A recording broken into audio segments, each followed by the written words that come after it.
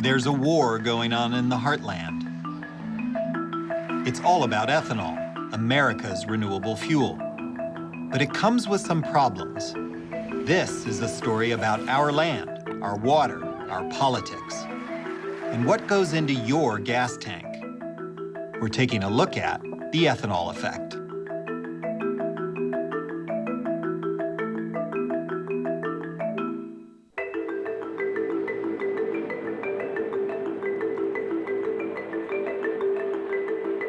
This is the Chicagoland Speedway, built between some cornfields. I'm Energy and Environment reporter David Biello, and I'm off to the races. NASCAR, how American is this? Our story is about what goes into these gas tanks, and likely yours. It's ethanol. That's right, grain alcohol, America's renewable fuel made from corn. Generally speaking, 10% of what fills our gas tanks is ethanol, mixed with gasoline. On the NASCAR circuit, these cars run on even more ethanol, 15%. That's called E15. NASCAR is one of the few places where actually our product can be part of the sport. American Ethanol is a trade group that's a NASCAR sponsor. NFL and NBA are great, but we're never going to be on that field or on the court where NASCAR, we're actually on the track with that driver, demonstrating our fuel. You could say stock car racing owes its start to ethanol. Brady spins, there's trouble. Original NASCAR drivers like Junior Johnson mastered their driving techniques in the grain alcohol distribution business, running moonshine. Former NASCAR driver Richard Childress is a race team owner. You got to have octane, and there's not a better octane booster, cleaner octane booster than corn ethanol. What do you like about ethanol? It's just better. The parts are cooler. The engines run cooler internally. It's so many advantages to run an E30, even over our E15 or E10 that everyone runs in their cars today. E15 is even better for our engines. Childress says ethanol is the fuel of the future. But consider the past. Henry Ford built the Model T to run on corn ethanol or gasoline. It was the original flex fuel vehicle. Ah, flex fuel, a badge you may have noticed on some vehicles where you can drive on a fuel mix called E85, which is mostly ethanol. But with ethanol comes trade-offs. E85 costs less per gallon, but has 30% less energy than regular gasoline. That's a lot less gas mileage. And E85 can be hard to find, especially if you're not in the Midwest. The E15 promoted at the track is even harder to find, but the ethanol industry is working hard to change that. Austin Dillon drives the American Ethanol car number 3, the number Junior Johnson and Dale Earnhardt made famous. So how do you think the fans react to kind of ethanol? And Well, I think, our fan base is very loyal to the brands that we have on our cars each and every weekend. And when they see us with that green logo around the fuel cell and where it goes into the fuel, they start taking notice and wondering what it's about. Ethanol, made from abundant American corn. This isn't the sweet corn you eat on the cob dipped in butter. This is field corn. There's so much of it, and there's so much that can be done with it. We can use it for cattle feed, corn oil, corn flakes, corn sweetener, and ethanol. so should everybody be driving around on E15? I think it's great. It's great for the air we all breathe. It's better for that, number one. And number two, we don't have to have the dependency on foreign oil as much as we did. We've cut that dependency way down. We can't be sending our dollars over to countries that want to fight us. So that's where ethanol, corn ethanol, is good for our country. You can send them to the farmers instead. Exactly.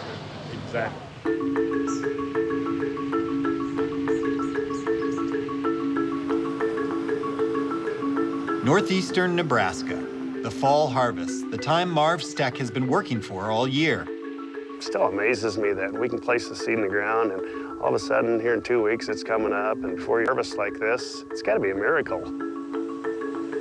Marv's grandfather settled here in the early 1900s. Steck's a third-generation farmer with more generations following along. How many acres you got? About 5,000 acres. How's this year been for corn? Just a tremendous year. The yields are just unbelievably good. By far the best crop that we have ever raised, and probably be a few more years before we see one like it again. Marv's corn will soon be ethanol. 10 years ago, less than 20% of U.S. corn was used for ethanol. Now it's 40%. 30 miles away, Keith Dittrich grows corn too. The story of corn goes back to the Mayans. It was a principal component in their lives, and they revered it because it was their sustenance. And it came from the sun. And it continued on as a cultural and a sacred product up until probably less than 100 years ago. I don't know, Nebraska's still the Cornhusker state. That's pretty sacred. Yeah, there you go. Yeah, we're the Huskers. Our football team isn't quite what they used to be, but we are the Huskers. Keith started farming in 1979, right out of high school, working with his father. With his brother John, the operation has grown. But the first years were the tough ones. That was the farm crisis time, though. I mean, that was a really hard time for farmers. The early 1980s were a hard time for farmers, but that was a time of high inflation and high interest rates when I started. The farm crisis devastated rural America. Thousands of family farms lost to foreclosure. Tractors caravanned to Washington in protest. Willie Nelson rallied other musicians, raising money in support. Did ethanol help get us out of that hole? All along, ethanol, since the tractorcade days of the late 70s, ethanol has been the hope, the idea that we could produce renewable energy on the farm. The 1970s brought us the oil crisis. We lined up at filling stations, hoping the supply didn't end when our turn came at the pump. The Arab oil cartel cut supplies and drove up prices. President Jimmy Carter pushed for alternative energy, creating incentives for corn ethanol production. Back then, they called it gasohol.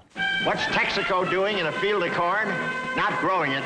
Texaco's making gasohol. By 1985, more than 100 ethanol plants had come online. Production hit 1 billion gallons a year. Gasohol can't replace gasoline, but it can help stretch our available supply. And Texaco's selling gasohol in a number of states right now. Gasoline mixed with 10% ethanol helped reduce tailpipe emissions. Farmers like the Dittrichs believed in it 30 years ago. They still do today. The world's on fire politically. The world's on fire, our climate's on fire. And we have the ability to produce ethanol and battle the blaze. And even if it's not perfect, why would we not do that? John Dittrich says one field, 160 acres, can fill 13 tanker trucks full of ethanol. The miracle of corn, the Dittrichs say, a gift from the sun. Farmers have eternally been solar energy collectors. Every acre on this field has 30,000 solar energy plants. We're harvesting that production now, and we're going to take it and put it in our grain bins, our silos, which are really batteries.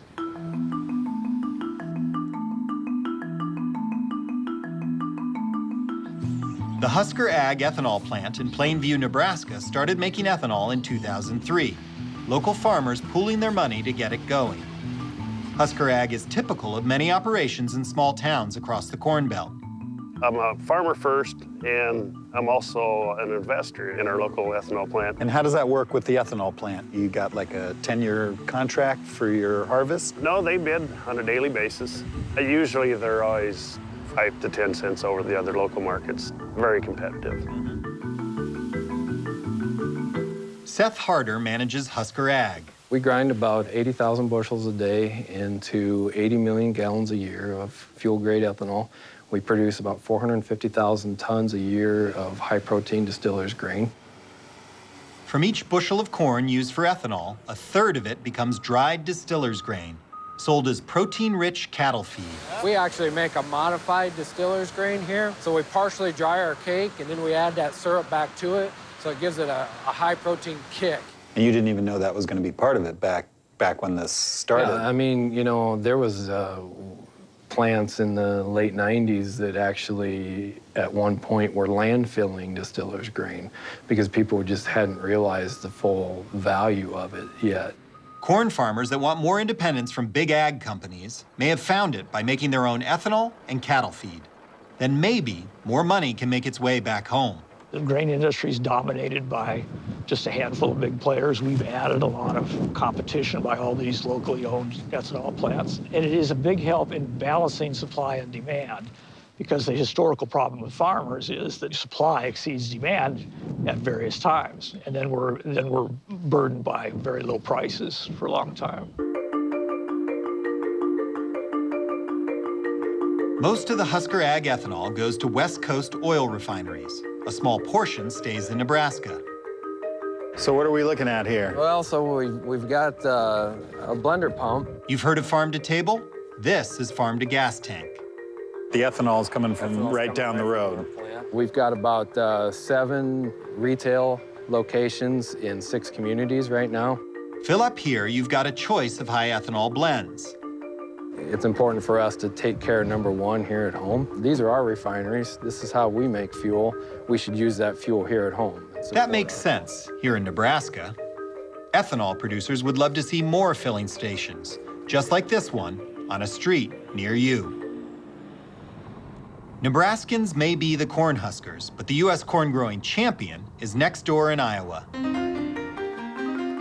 So much corn has its downside, like the runoff from farm fields carrying agricultural chemicals into the watershed and threatening the drinking water. Nearly 500,000 people get their water from Des Moines Waterworks. So lots of folks are outraged that we're seeing our water rates go up year after year. Des Moines, Iowa has become ground zero in the battle over clean water.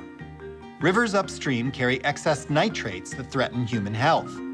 Nitrates that need to be removed from the drinking water. It's no longer whether or not we have a water crisis. Everyone acknowledges we're in a water crisis now. The question is, how do we fix it and who's going to pay? We have 8 units here, constructed in about 1990, 1992, before they became operational. Bill Stowe is the CEO of the Des Moines Waterworks. He's an engineer, he's gone to law school, and he's taking the problem to court, pushing a lawsuit that could make farmers pay a lot of money. Enough that it could change agriculture the way it's done in Iowa. So what's the big challenge with cleaning up the water around Des Moines?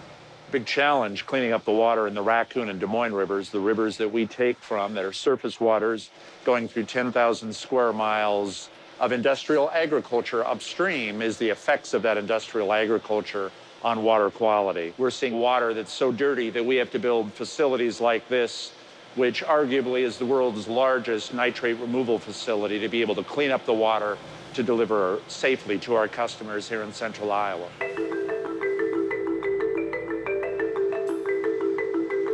The equipment is expensive to run, and it's running a lot. It's getting old.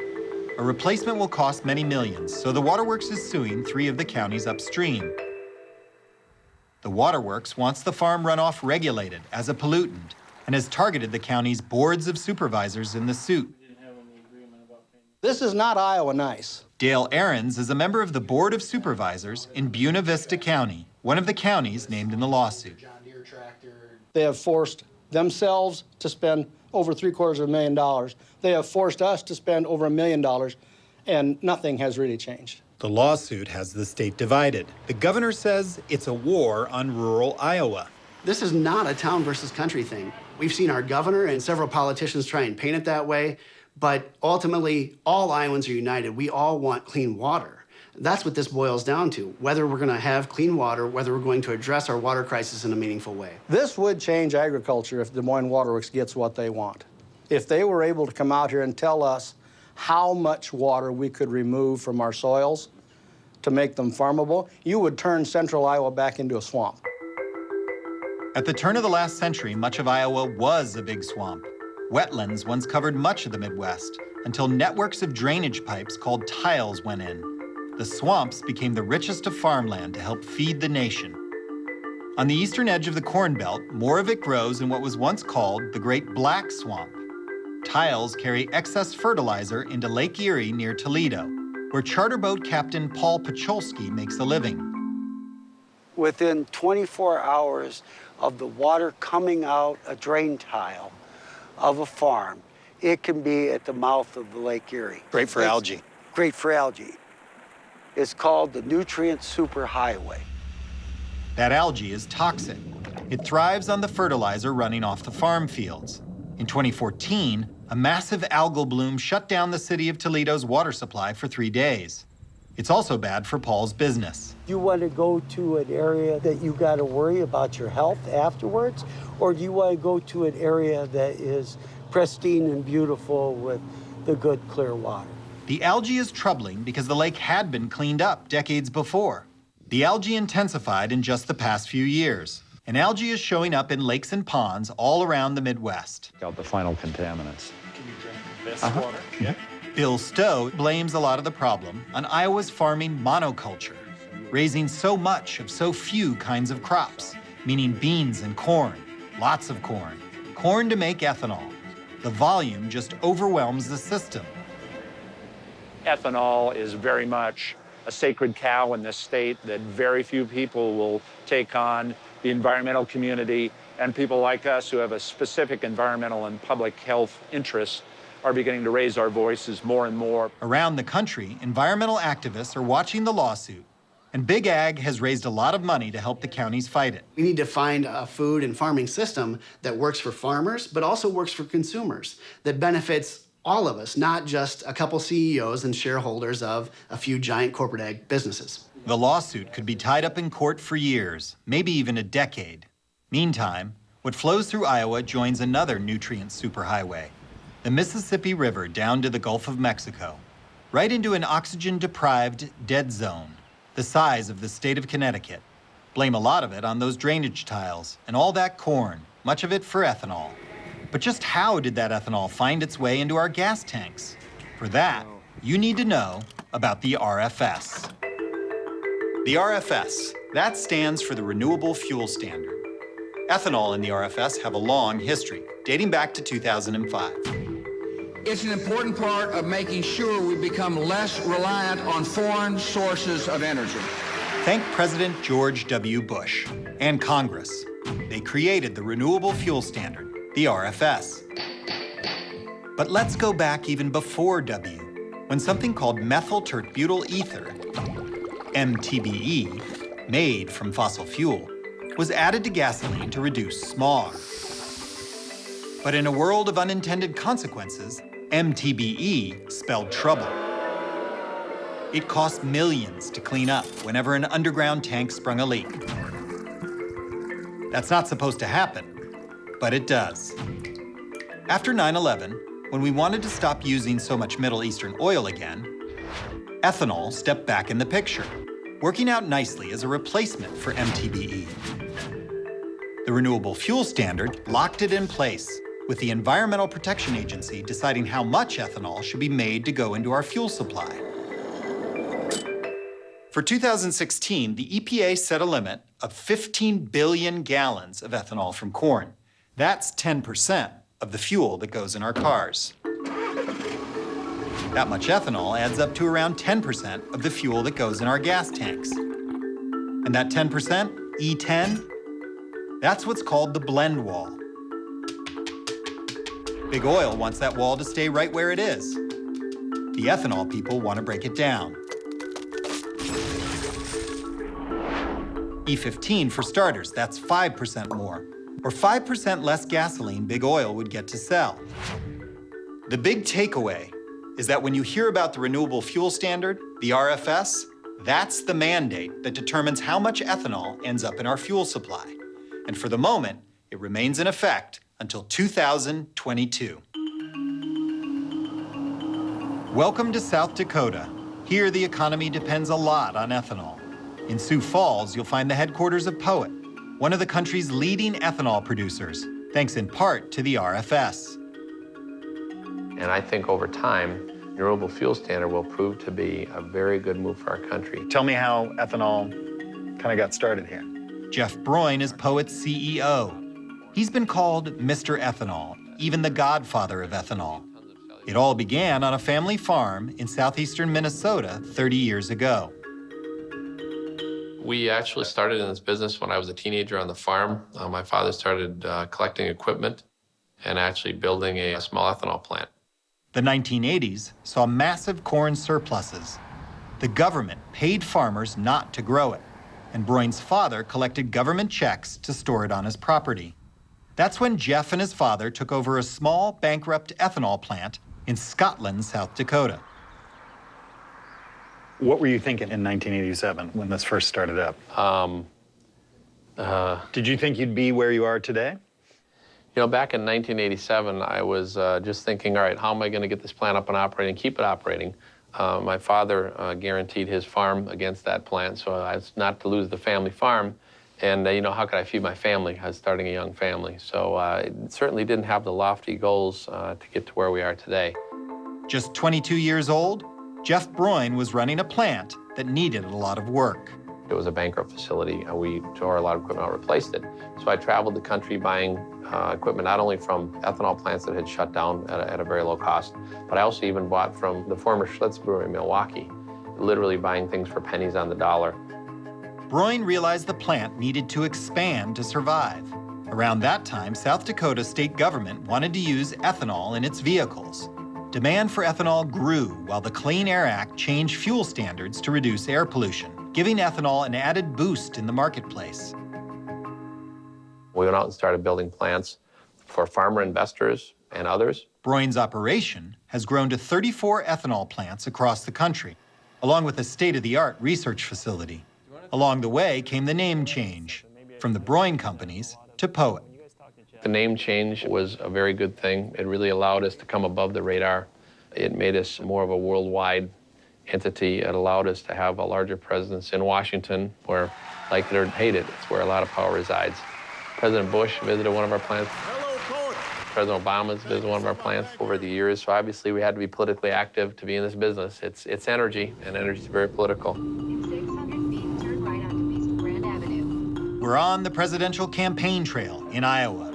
The primary season starts here with the Iowa caucus, which goes hand in hand with ethanol. This is great. Sit down. We'll have a little fun today. The Iowa caucus started to matter in 1975. That's when Georgia Governor Jimmy Carter decided to test Iowa's political waters. The media stood up, paid attention, and thus began the modern presidential campaign. Jimmy Carter came and became this very interesting candidate who was suddenly coming from nowhere, Jimmy Who to Jimmy Carter. Meet Stephen Schmidt, Iowa's Dr. Politics. He was here when Carter came through. So Carter was pro-ethanol. Reagan, I don't know. Reagan didn't know what ethanol was, but... Bush the first, probably pro-ethanol. But he was careful because he had the oil industry breathing down his neck. George W. Bush and ethanol? Absolutely. Barack Obama? Yes. Now, Hillary Clinton, she supports ethanol. You're not allowed to talk bad about ethanol. This is Iowa. It's no different than if you badmouth coal in West Virginia or timber in Oregon. You're going to get blowback no matter what happens, and that's the way it is with ethanol in the state of Iowa. I went out to see some of the folks on the ethanol, and good stuff and great people. Put a lot of people to work out here, too, I want to tell you. I just want to tell you that. Over the years, the biggest winner of the Iowa caucuses has been the ethanol industry. And I say that because every member of the United States Senate who has run comes through Iowa and offers up an ethanol program. Oh, everyone has to worship at the altar of ethanol. Well, not everybody. Not this year. It's January 2016. The Iowa caucus is 3 weeks away. Ted Cruz, the Texas senator and Tea Party favorite, is the frontrunner, and he's against the renewable fuel standard. Because I don't believe Washington should pick winners and losers, I believe we should end the RFS and phase it out over 5 years. 2 years ago, Cruz introduced legislation to repeal the RFS. He's opposed to fellow conservative Republican Chuck Grassley when it comes to ethanol. If we didn't have this ethanol industry, we'd probably be producing 150 bushel corn to the acre instead of 200 bushel corn to the acre. Grassley has served in Washington since 1975. He's pushed for ethanol from the start. We're producing 4 times as much food on less acreage than we did 50 years ago. Support for Iowa ethanol has always been bipartisan, backed by the liberal Democrat Tom Harkin, who stepped down last year. Combining Harkin and Grassley with longtime Republican Governor Terry Branstad, you had Iowa's political power trio of ethanol. I remember when we started with ethanol and the petroleum industry said, oh no, we got something better, MTBE. And they poisoned the groundwater because they followed the stupid recommendation of the oil companies. And we're saying, don't let them fool us again. We're at a renewable fuels conference in Altoona, outside of Des Moines. Ted Cruz, he wasn't invited. It's 13 days before the caucuses. Good time. Hey, Donald, what convinced you on ethanol? I just feel strongly we should do everything we can to create fuel. Thank you. Everything we can to create fuel. And is corn the best source? There's a lot of sources, but corn is one source, certainly. Anything we can do to create fuel. Because there'll be a time when we need it even more so than now. It'll happen again. Trump draws the crowd. But Cruz is news too, starting to pull away in the polls. You want to talk about Eric Branstad, who happens to be the governor's son, heads America's Renewable Future, which has been fighting Cruz's anti-ethanol position, even taking the campaign on wheels, trailing the candidate across the state. So what do you ascribe Cruz's opposition to? Is it ideology? Is it money? Where's it coming from? Being a senator from Texas, coming from an oil background, having oil donors, it is fairly simple to see. It is quite apparent. What's the RFS? It's Washington red tape, a big government mandate that's raised prices on fuel and food. Thanks in part to Ted Cruz, big oil and its allies see the 2016 election cycle as a great chance to take down the RFS. Tell President Obama, stop playing politics. Fix the RFS. The American Petroleum Institute represents the country's oil interests. What is API's position on ethanol? API believes that the RFS mandate should be repealed or significantly reformed. It's an outdated policy that was put in place 10 years ago when America's energy picture looked very different from what it does today. The energy picture today? More oil than anyone could have guessed, from places like the Bakken oil fields in North Dakota. Meanwhile, Big Ag wants to put more ethanol in with our gasoline. So is this boiled down to a fight between, Big Ag and Big Oil? Well, certainly this is a fight over market share. Ethanol is now 10% of the nation's gasoline supply. And if the renewable fuel standard is allowed to grow and be implemented as the statute suggests, we will be 25 or 30% of the nation's motor fuel. That is more than the oil companies can possibly deal with. Thank you very, very much. God bless the great state of Iowa. 60% of Iowans are evangelicals. They might be interested in ethanol, but they're more interested in gay marriage and abortion. I mean, frankly, if they were given one question they could ask, it would never be about ethanol.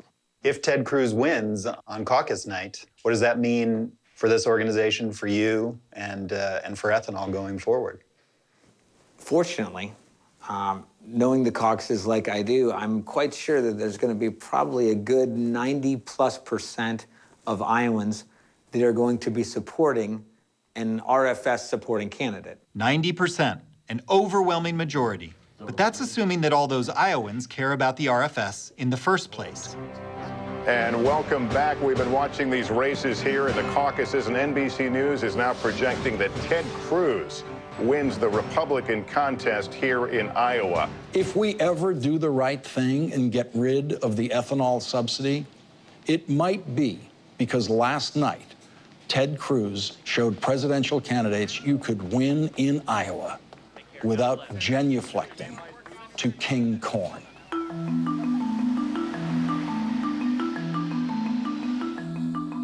North Dakota's prairie pothole region. Grasslands and open range dotted with small bodies of water formed when the glaciers retreated thousands of years ago. Zach Browning is the fourth generation of his family to raise honeybees, and his company is the second largest honey producer in the United States. There are more honeybees here in North Dakota than any other state during the summertime.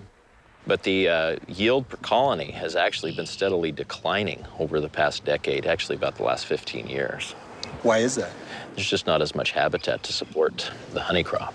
Where did the habitat go?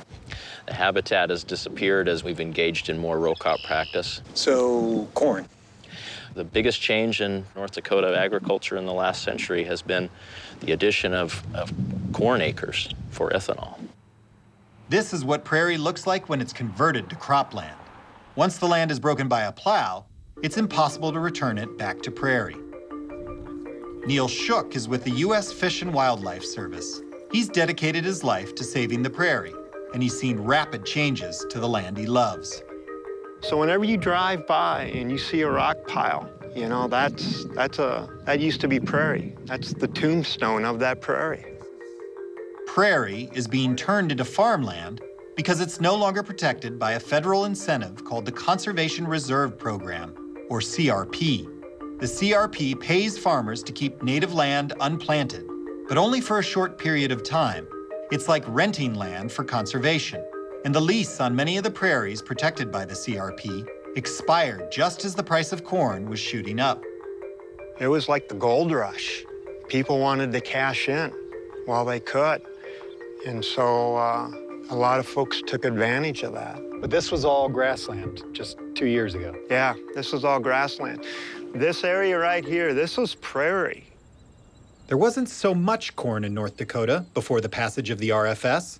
The region's short growing season and marginal land used to make raising the crop difficult, but genetically modified crops and the addition of nearby ethanol plants have made corn a profitable new crop in the region.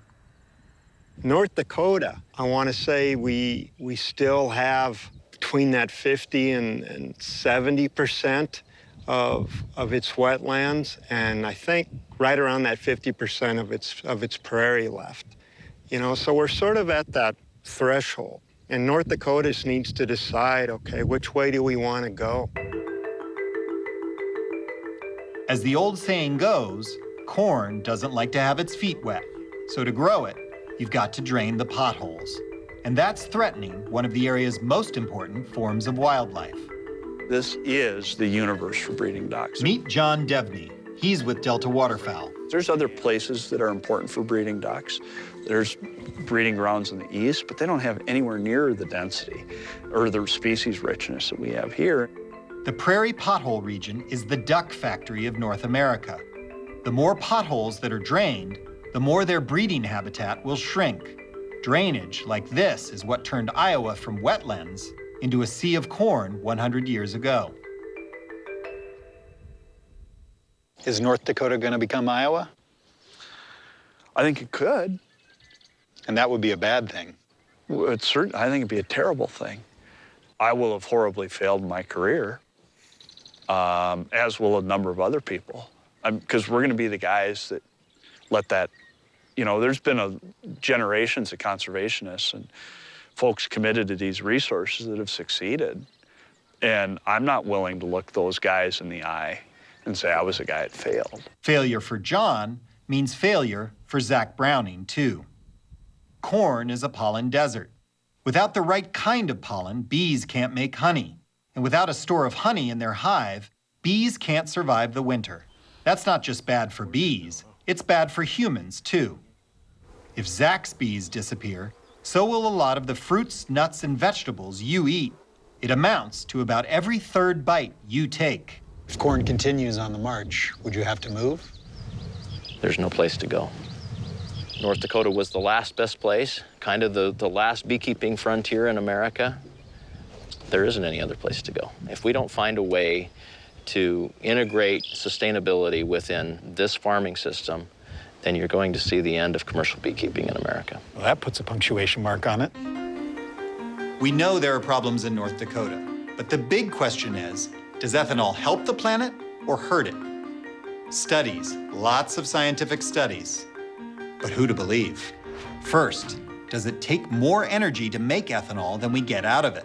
There's the energy spent on irrigation, the water, all that water, 25 to 50 gallons just to grow 1 ear of corn. There's the fertilizer made using fossil fuels, applied by tractors powered by fossil fuels.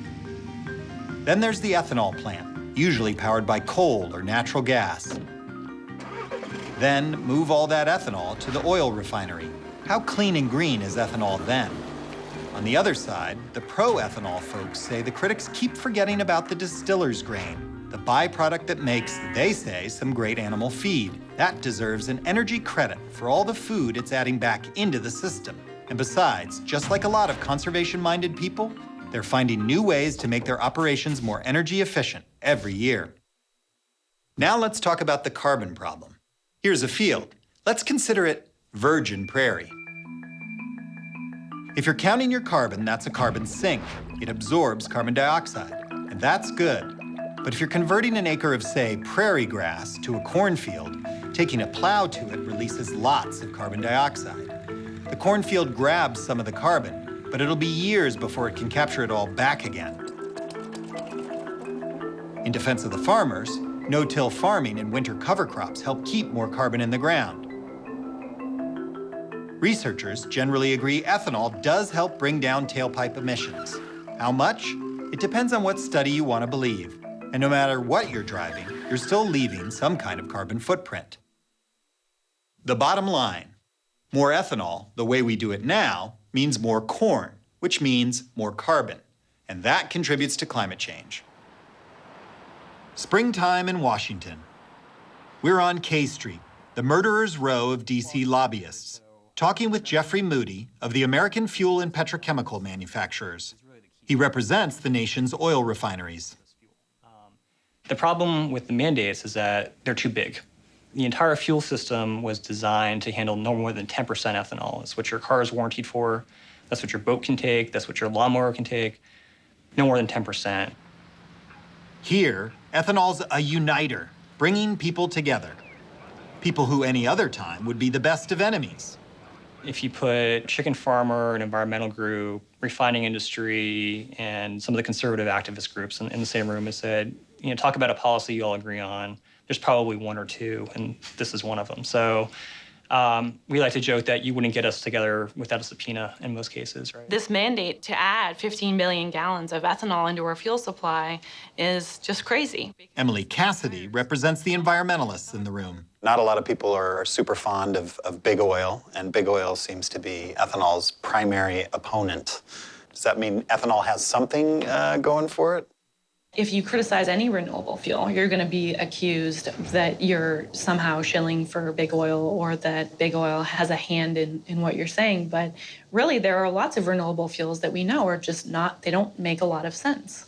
If a renewable fuel means plowing up millions of acres of grasslands and wetlands and cutting down forests, that's a bad idea. And so I think that people need to understand that just because it isn't oil, it doesn't mean it's good for the environment. The whole ethanol argument had a strange combination of allies when it first went in. Environmentalist and George Bush. Vermont Congressman Peter Welch doesn't like ethanol. And the argument, of course, was made that it was going to be good for the environment and good for the farm economy.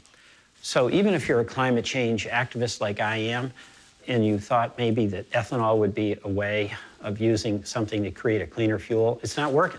So I think those of us who are strong for farming have to acknowledge there's a conflict there. Welch, a liberal Democrat, is on the same team as the conservative Virginia Republican, Bob Goodlatte. Virginia, not exactly known for its cornfields. How'd you get mixed up in the ethanol issue? My district is a huge user of corn and other grains to feed their livestock. It's one of the largest poultry-producing districts in the country.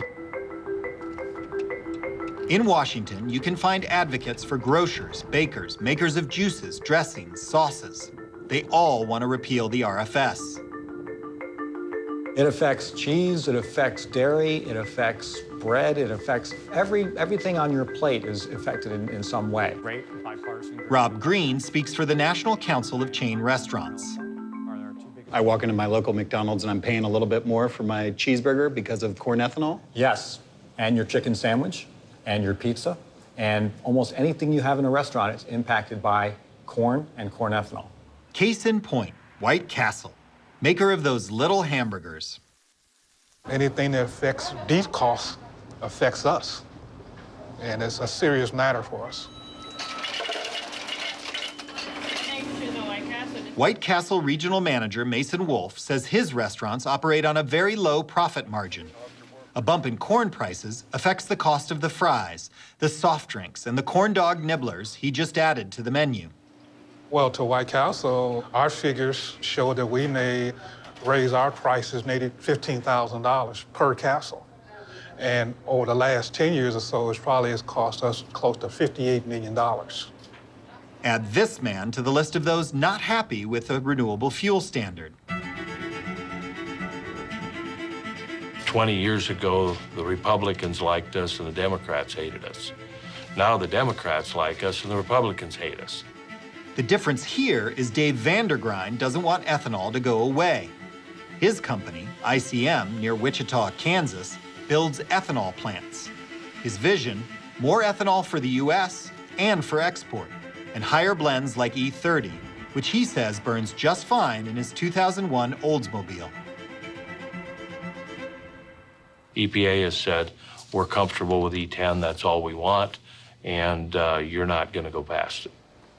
The EPA is not fond of corn, and they've told me this. So the industry has really stopped growing. Vandergrind believes the EPA is putting limits on corn ethanol because of problems in the water in Iowa and Lake Erie.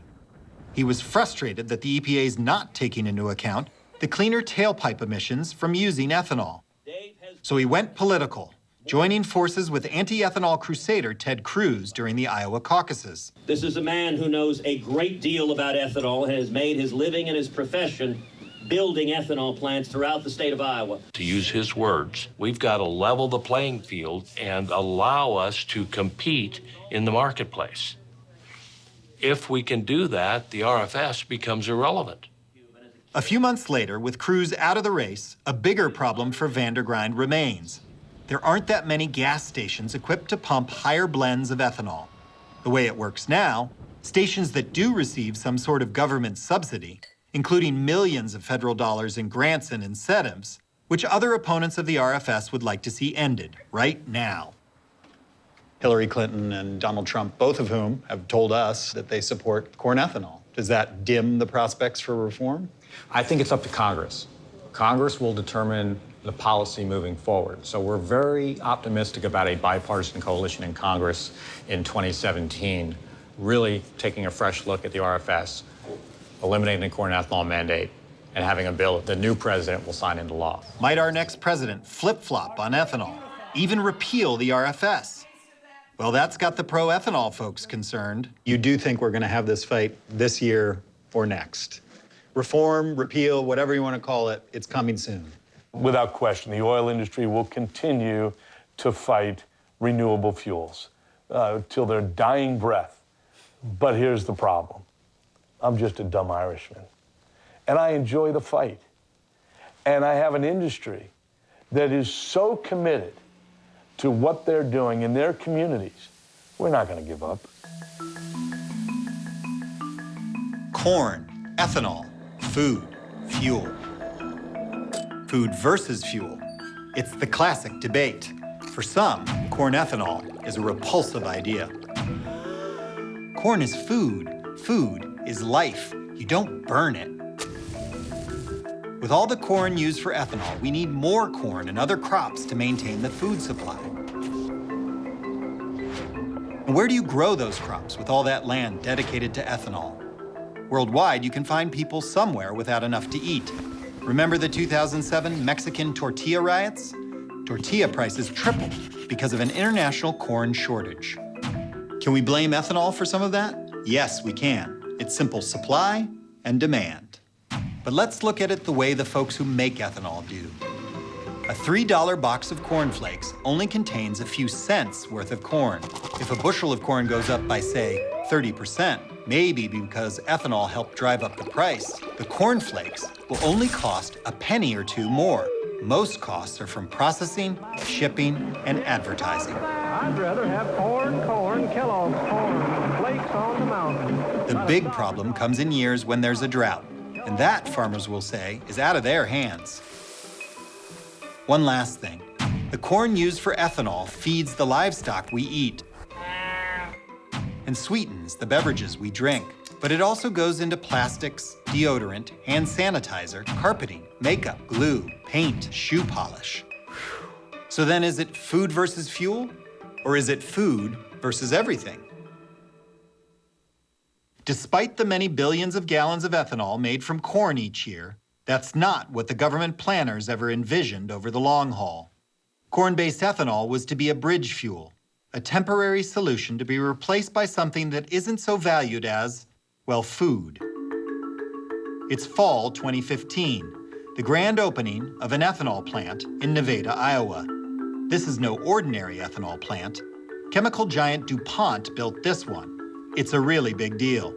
If you look around this tent, you'll see people from every corner of the globe. We've been talking about the renewable fuel standard and ethanol made from corn. I'm certain that we've all made this journey to mark a turning point in history. But there's another part of the RFS you should know about. It mandates the creation of cellulosic ethanol, ethanol from corn stalks and corn cobs, also known as stover. Or if you want to sound more sciencey, call it biomass. It's taking farm waste, the leftovers, to make energy, leaving more corn for food while reducing ethanol's carbon footprint. What is the business case for this plant? Well, the business case, this is a full-scale plant. It's going to make 30 million gallons of ethanol that we hope to sell at a very good price. But really, this is just the first part. Will the ethanol from this plant be cheaper than ethanol from corn? In the beginning, it will not. In the beginning, because the process that we follow is a bit more difficult, in the beginning it is not. But we're just at the very beginning. So this is for us a starting point. The RFS production goal for cellulosic ethanol was 3 billion gallons for 2015. That's billion with a B. How much cellulosic ethanol was produced last year? Less than 3 million gallons. That's million with an M. The EPA, Congress, Presidents Bush and Obama, they had such high hopes for ethanol made from corn stalks.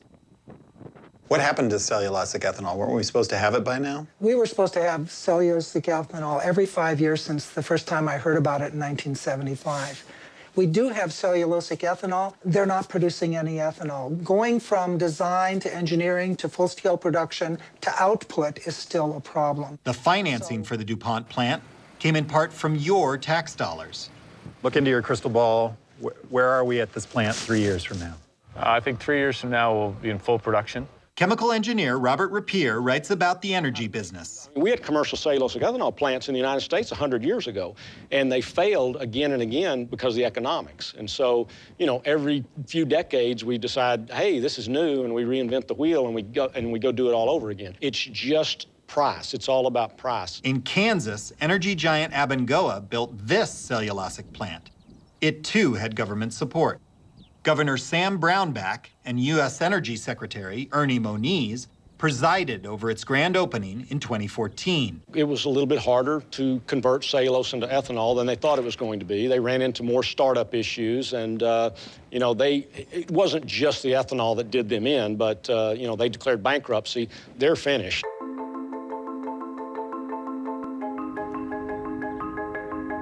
Acres of rotting stover surround the plant. There's talk that if it's not dismantled, it'll be turned into a corn ethanol plant. Mother Nature built cellulose to withstand, it's the structural materials in plants. So you've got to get it out of there, and then you've got to chop it down into sugars before you can even think about fermenting it. And that's the challenge, that's the problem. That adds lots of cost, there's lots of energy inputs, there's lots of labor inputs in that process. While the future of ethanol made from corn stalks looks dismal to some, there's one other place we need to check out. We're shipping ethanol. We're shipping ethanol. We're filling rail cars. It's finally happening. Yeah, it's finally happening. We're back with Jeff Broin, Mr. Ethanol, with ethanol giant Poet. He's showing us his Project Liberty plant in Emmitsburg, Iowa, built in partnership with the Dutch chemical maker DSM. Poet has been working on cellulose for decades, long before Abengoa and DuPont. I've often compared it to a moonshot. When the U.S. decided to put a man on the moon, that was a big decision. It was a difficult decision. It took a while to get there, but it got done. Project Liberty has yet to run at full capacity. 2016 may be the year. Broin built his cellulosic plant right next to an already operating corn ethanol plant. The two plants will share energy and reduce costs. The early days of starch ethanol were very, very similar. Lots of problems, Plenty of doubters. Plenty of doubters, but we didn't have that investment of time and resources and dollars by all these massive companies all at once that you're seeing with cellulose. That's what's going to make it work. POET is very credible, and I would have said if anybody can do it, they can. But they also said when they kicked their plant off, cellulose ethanol is now reality. And then it was a matter of time before they started admitting that things were not going exactly as planned. The Washington bureaucrats are watching POET closely. This might be cellulosic ethanol's best hope to replace corn ethanol, leaving more corn for food. But that's not the way Jeff Broyne sees it. He looks forward to making a lot more ethanol, using more corn along with the cellulose. How much of this is personal for you? Oh, that's huge. Absolutely. I mean, think about it. We put our reputation on the line. It's a big deal. I got a lot of faith in it, though. I really do. Yeah. It needs to be done. We need to get rid of fossil fuels. It needs to be done. Another filling station goes up in Jacksonville, Florida, one of the new breed that's giving motorists more chances to use less fossil fuel. This place is more like a small grocery store with hot food and some high-tech blender pumps offering a lot more ethanol. 6,000 square feet, and there's 24 fueling spots at this station. That's Todd Garner.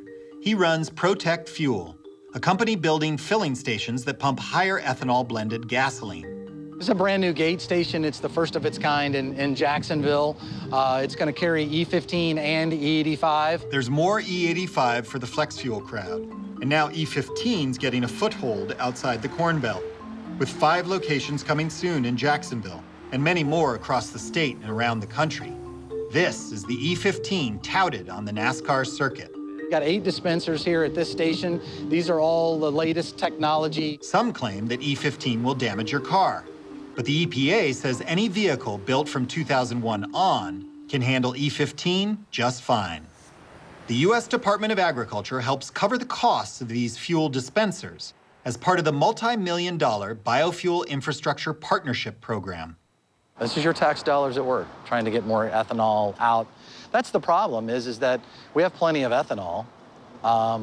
It's just not out in the infrastructure. More stations like these are going up around the country.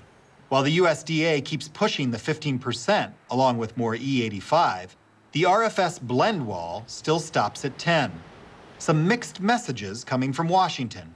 And in this war between big ag and big oil, Garner's not picking sides. In his business of oil and ethanol, he's got to work with them both.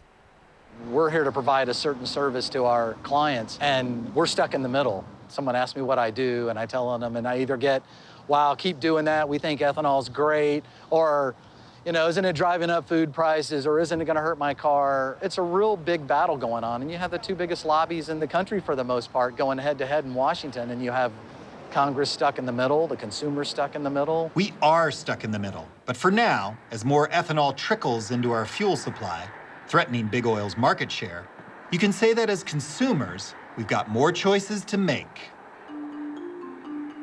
Well then, what do we want to power our cars in the future? Fossil fuels? No. Renewable fuels? Yes. But it depends what kind. Ethanol, the way it's going now?